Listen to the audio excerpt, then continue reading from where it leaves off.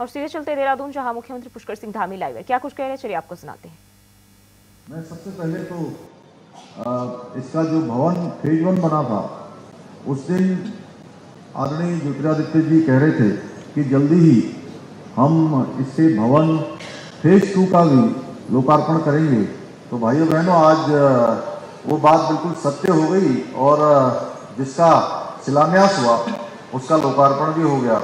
मैं उसकी आप सबको बहुत बधाई देता हूं और आदरणीय ज्योतिरादित्य जी का जो लगातार हमारी देवभूमि के साथ जिनका रिश्ता है, आज इस लोकार्पण के अवसर पर उनके अथक प्रयासों से जो जल्दी से जल्दी हमारे यहाँ पर पहले फेज 1 शुरू हुआ, फिर पिथौरागढ़ की सेवा प्रारंभ हुई, अन्य सेवाएं प्रारंभ हो रही हैं।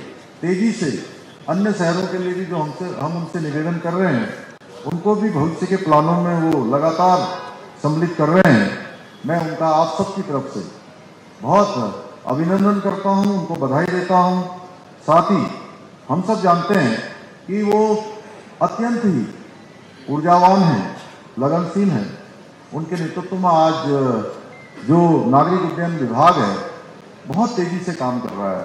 हम सभी जानते हैं कि कोरोना महामारी के बाद किस प्रकार का संकट जहां देश की सभी व्यवस्थाओं पर आया था, उसमें नगर विमानन विभाग बहुत सारे समस्याओं से जूझ रहा था, बहुत सारी चुनौतियां उसके सामने खड़ी हो गई थी। ऐसे समय में उन्होंने बहुत तेजी से काम किया और जब मैं उनसे मुख्य सेवक के रूप में, जैसा उन्होंने बताया कि लगभग 3 साल पहले एक बैठक में मिला, तभी मैंने अनुभव किया कि उन्हें अपने विभाग के कामों की बहुत एक एक छोटी से छोटी जानकारियां तो हैं ही, साथ में उनके अंदर एक बहुत सकारात्मक ऊर्जा भी है। और मैं उनकी ऊर्जा से, और जब भी मैं उनसे मिलता हूं तो वो ऊर्जा कहीं ना कहीं थोड़ी हमारी तरफ भी ट्रांसफर होती है, जिसके कारण से हम सब लोग तेजी से काम कर पाते हैं। मैं वर्तमान में भारतीय नागरिक उड्डयन उद्योग अमेरिका और चीन के बाद घरेलू यातायात में तीसरे स्थान पर आ गया है। इसके लिए भी मैं उनको और उनकी पूरी टीम को, पूरे विभाग को बहुत बधाई देना चाहता हूँ।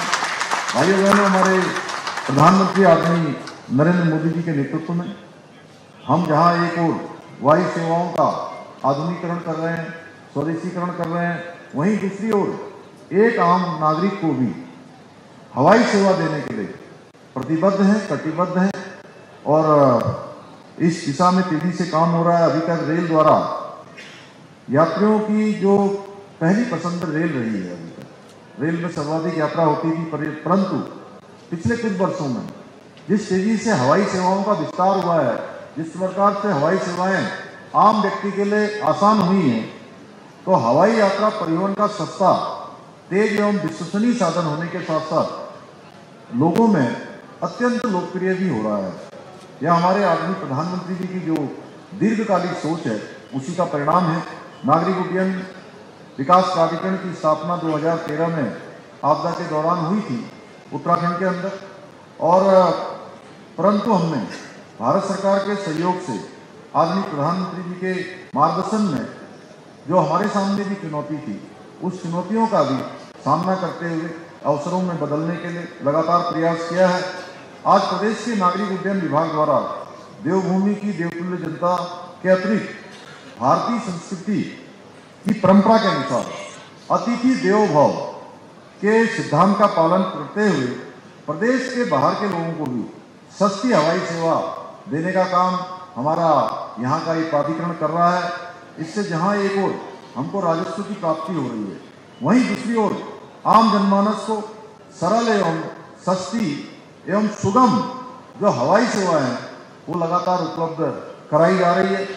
भारत सरकार के उड़े भारत का हर नागरिक योजना के अंतर्गत प्रदेश के विभिन्न सुदूरवर्ती क्षेत्रों में बेहतर हवाई सेवाएं प्रदान की जा रही हैं।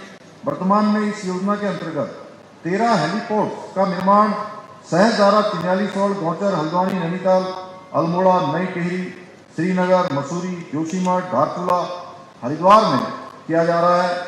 आप सभी जानते हैं कि हमारा राज्य धार्मिक एवं पर्यटन की दृष्टि से एक महत्वपूर्ण राज्य है और हर वर्ष पर्यटकों की संख्या लगातार बढ़ती जा रही है। राज्य सरकार का ये प्रयास है कि श्रद्धालुओं एवं पर्यटकों को राज्य में आने पर आवागमन की हर सुविधाएं मिलें, उनको परेशानियों का सामना न करना पड़े, उनकी यात्रा सरल हो, सुगम हो और हर प्रकार से सहजता से वो अपनी यात्रा पूरी कर पाएं। इसमें सबसे महत्वपूर्ण योगदान हवाई सेवाओं का है। भाइयों बहनों, हम जौलीग्रांट एयरपोर्ट को अंतर्राष्ट्रीय स्तर का बनाने के लिए लगातार प्रयास कर रहे हैं, जिसके तहत ही आज ये टर्मिनल का उद्घाटन हुआ है, नए टर्मिनल का। इसी के साथ साथ अभी हम सब लोग सुन रहे थे आदरणीय ज्योतिरादित्य सिंधिया जी को कि उन्होंने कहा कि उत्तराखंड में अन्य 2 एयरपोर्ट भी तेजी से विकसित होने की ओर आगे बढ़ रहे हैं। उनका भी निर्माण कार्य आगे निकट भविष्य में प्रस्तावित है। पंतनगर एयरपोर्ट जो बहुत ही महत्वपूर्ण है, जहां पर एक बड़ा सिटकुल है, वहां पर एग्रीकल्चर यूनिवर्सिटी है।